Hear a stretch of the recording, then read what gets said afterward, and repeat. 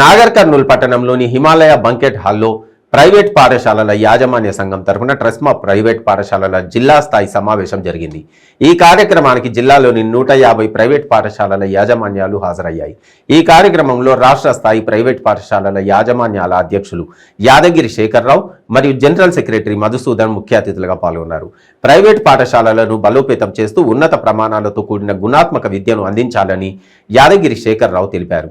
జిల్లాలోని 150కి పైగా ప్రైవేట్ పాఠశాలలు సభ్యత్వం తీసుకున్న సందర్భంగా వారికి సర్టిఫికెట్స్ ప్రదానోత్సవం చేయడం జరిగింది. ఈ కార్యక్రమంలో నాగర్ కర్నూల్ జిల్లా ప్రెసిడెంట్ పోకల మహేష్, జిల్లా జనరల్ సెక్రటరీ వల్లభనేని శ్రీనివాస్ గౌడ్, జిల్లా కోశాధికారి ఎండి నయీం, వెంకటేశ్వరరావు, నరేష్, ఎండి సులేమాన్, రఘుపతి రెడ్డి, సుదర్శన్ గౌడ్, రాజశేఖర్, వెంకటేశ్వర్లు తదితర యాజమాన్యాలు పాల్గొన్నాయి.